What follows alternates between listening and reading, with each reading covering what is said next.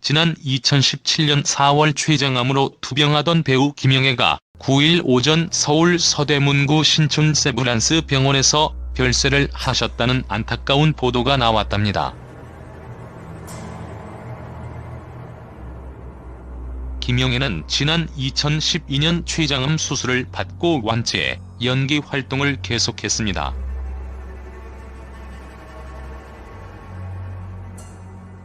영화 변호인, 카트 등에 출연해 건재한 연기력을 보여줬답니다.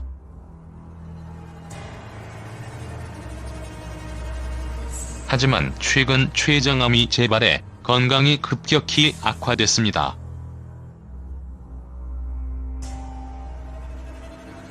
그런 가운데에서도 지난 2월 종영한 KBS ETV 주말 드라마 월계수 양복점 신사들 촬영을 끝마쳤답니다.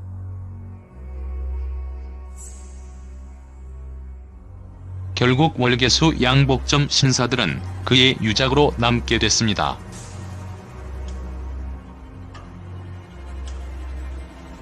김영애는 지난 1971년 MBC 3기 공채 탤런트로 데뷔했습니다. 수사반장, 청춘의 덫, 모래시계 등 드라마에 출연하며 인기를 모았답니다.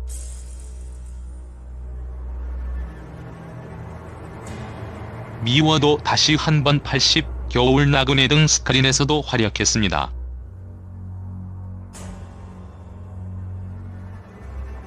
영화 변호인은 인생의 또 다른 변곡점이었습니다.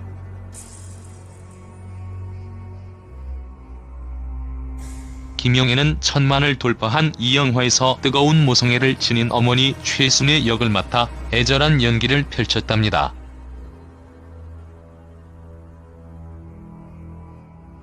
이런 연기력을 인정받아 대종상 여우조연상, 청룡영화상 여우조연상, 백상예술대상 최우수 연기상 등을 수상하기도 했습니다.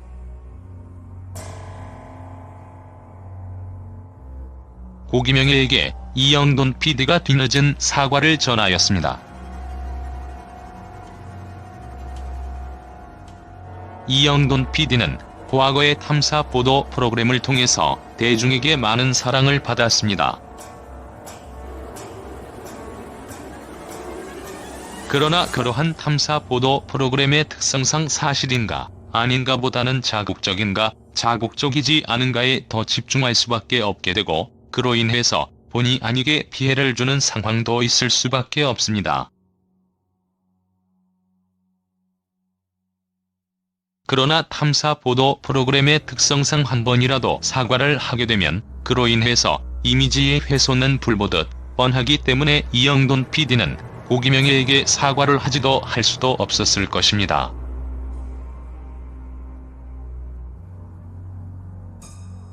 그러나 이러한 모든 말은 결국 핑계일 뿐입니다.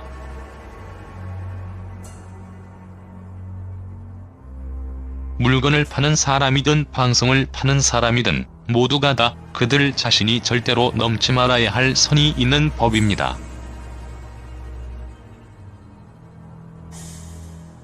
그러나 이영돈 PD는 그 선을 넘어버린 적이 한 번이 아니었습니다. 물론 확실하지는 않지만 이영돈 PD가 자신의 이익을 위해서 탐사 보도 프로그램을 운영하고 있는 것이 아니냐라는 말을 많은 사람들이 하기도 하였습니다.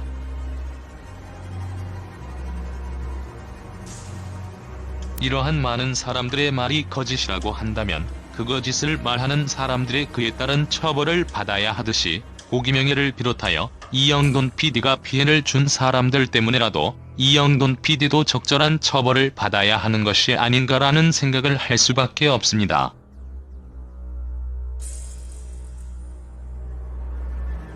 고 김영애는 그의 생전의 황토팩에서 쇳가루가 검출됐다는 보도를 이영돈 PD가 한 것으로 인해서 상당히 많은 시간을 스트레스를 받았으며 이영돈 PD와의 고소고발로 인해서 정말로 많은 시간을 고통으로 지냈습니다.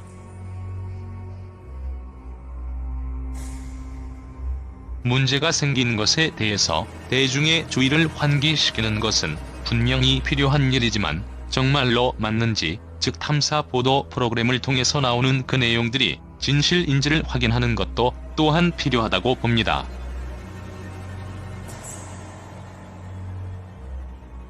사과할 시점을 가지지 못했다고 이야기하는 것은 핑계일 뿐입니다. 결국은 이영돈 PD는 자신이 하고 싶은 일을 한 것이고 그로 인해서 피해를 본 사람들을 모른 척한 것뿐이니 말입니다.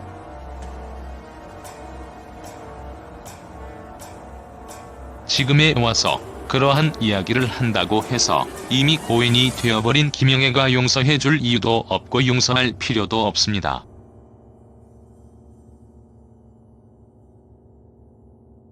고김영애가 그 아픔을 그대로 들고 갔듯이 이영돈 PD도 그 미안한 마음을 그대로 가지고 있어야 할 것입니다. 영화 밀영에서 피해자가 아닌 가해자가 신에게 귀함으로 마음의 짐을 덜었던 것을 보면서 분노했던 사람들이 많았습니다.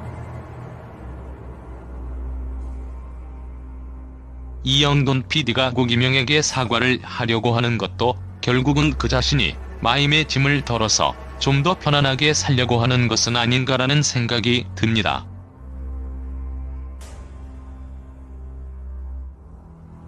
그러한 측면에서 보았을 때에 이번에 이영돈 PD의 사과가 그리 좋아 보이지는 않았던 것이 사실입니다. 배우 신성일이 외도 상대였던 동화방송 전 아나운서 고김영애와 결별한 이유는 임신 때문이었다고 하는데요.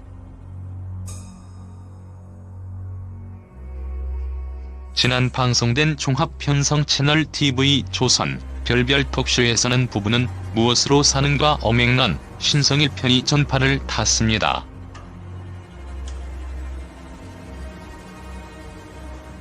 이날 한 기자는 신성일이 직접 밝힌 내용이다.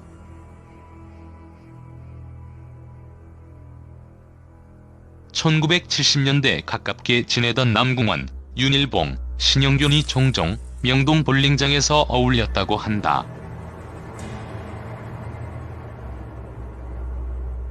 그때 신성일의 눈에 띈 한 여성이 등장한다고 입을 열었습니다.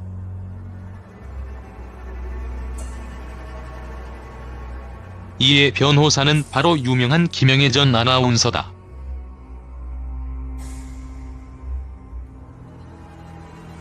당시 미국 대학원에서 석사 과정을 받다가 방학을 맞아 한국에 왔는데 볼링장에 간 거다.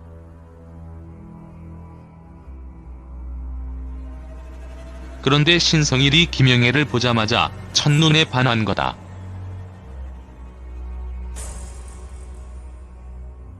어느 날 신성일이 영화 촬영으로 부산에 내려가야 했는데 그 사이 윤일봉에게 김영애를 뺏길 것 같다는 생각이 들었다더라고 이야기를 이어나갔는데요.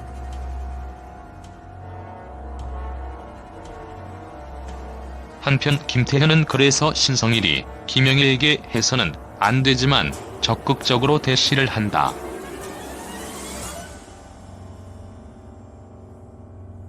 난 오늘 마지막 비행기로 부산에 가야 하는데 내일 오후 비행기를 타고 부산에 와줬으면 한다.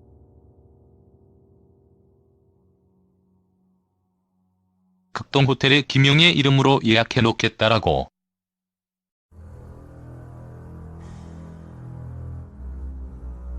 그 말을 던지고 대답도 듣지 않고 볼링장을 빠져나왔더라. 그리고 다음날 김영애가 부산으로 왔다.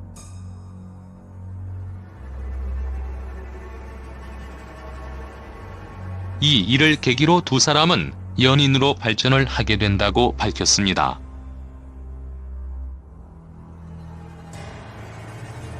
이어 부문 김영애는 미국에 유학 중이어서 신성일과 자주 만날 수 없었다.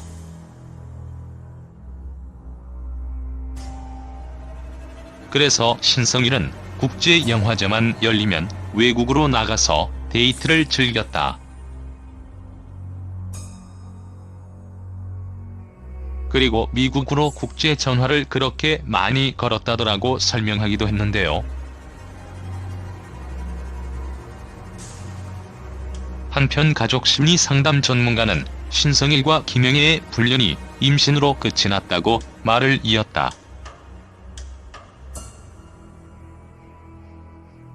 그는 그러던 어느 날 김영애가 신성일에게 아이를 가졌다고 고백한다.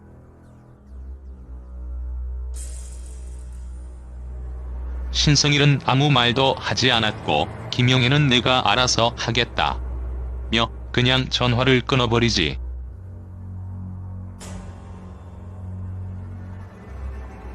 그러고 나서 1년간 아예 연락이 두절됐다고 알려졌다고 전했습니다. 그러자 김태현은 그렇게 1년이 지나게 된다.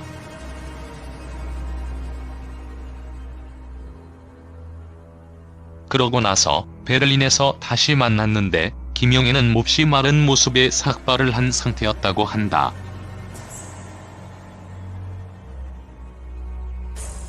신성일이 그 모습을 보고 헤어짐을 결심을 하고 마지막 이별 여행을 떠났는데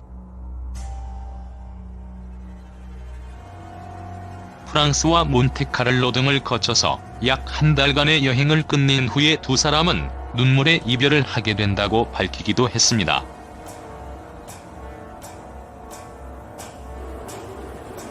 이에 붐은 그러던 어느 날 신성일은 아주 충격적인 이야기를 전해 듣게 된다.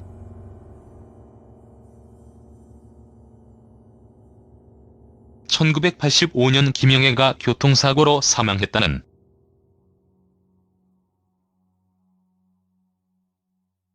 이 놀라운 사실을 전해준 사람이 바로 어밍란이었다.